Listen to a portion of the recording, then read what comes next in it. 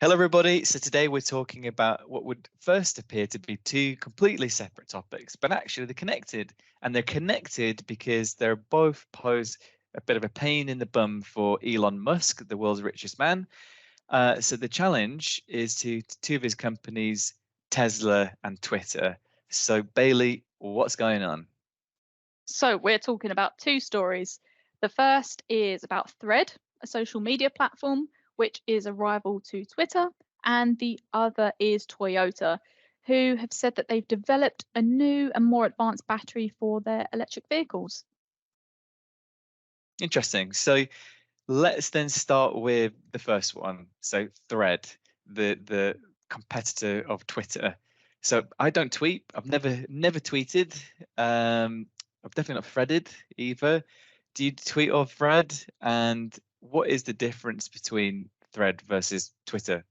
Like a tongue twister. Yeah, I'm not a tweeter or a threader, but of course, when I heard about this, I had to look into it. And of course, we're always monitoring those key trends. So, Thread is owned by Meta, Mark Zuckerberg's mega tech company, which also owns Facebook and Instagram. Thread has had unbelievable traction so far, with 100 million users signing up in less than 5 days, which is a record breaking amount. To put that into context, it took Twitter 4 years to build the same number of users that Thread has gained in a day. And that's thanks to being linked to Instagram, which already has more than 1 billion users. They're harnessing that existing user base. So the first question I asked is, what exactly is it? Well, it's basically a lot like Twitter.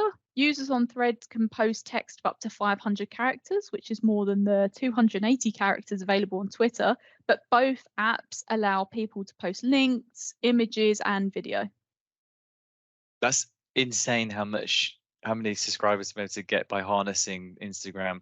So Thread is definitely a competitor to Twitter. And given that Elon Musk paid about $44 billion to buy Twitter, it must be quite annoying to him that Fred has been able to kind of accumulate so many subscribers so quickly. But we'll come on to that at the end, why it's a bit of a problem for him. So let's move on to then Toyota. So Toyota versus Tesla, what's the story there? So, yeah, this is another challenge for Elon. The story is also quite interesting, as it could be quite a game changer for the electric vehicle market, because Toyota have claimed to have developed a more advanced battery for electric vehicles.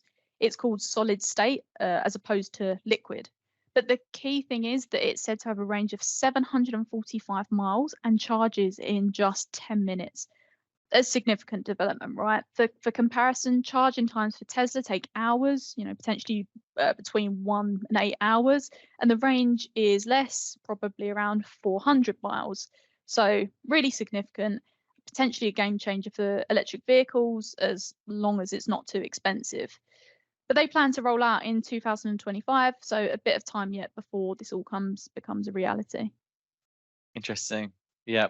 I mean, one of the things with Tesla is that they kind of position themselves as a car that has this like amazing speed at charging. So to have a competitor that can charge that quickly must be problematic. So a couple of things. And so there's a bit of pressure on Twitter. There's a bit of pressure on Tesla. Elon Musk must be a bit peeved about all of this, surely. Yeah, it would seem that he's a little bit annoyed. So going back to Twitter versus Thread, a lawyer from Twitter has accused Zuckerberg of systematic, willful, and unlawful misappropriation of Twitter's trade secrets and other intellectual property to create threads. So there's definitely some friction there. Then with Toyota versus Tesla, Toyota have historically been seen as a laggard in the electric vehicle world. And Tesla, on the other hand, are viewed as the electric vehicle pioneer. They made electric vehicles cool and have had over 60% market share of the electric vehicle market. But what does this all mean? Well, I think it might be putting a bit of pressure on Elon Musk. But my conclusion overall is that it's good for the consumer, it's good for me, you, and everyone watching. Having more choice and competition is typically good for consumers. drives better products and more competitive pricing. Okay, so good news for the consumer, everyone here watching and us too. Maybe not so good for the world's richest man, but I'm sure we're not losing too much sleep over that. But I think this kind of stuff's really interesting to seeing how things develop and how it'd be interesting to see how Twitter and Tesla react and kind of keep pace and create how that they respond to that additional competition. So maybe there's another video to follow up in the future. But Bailey, thanks as always for your time today. Thanks everyone for watching, and we'll be back again next week with another episode.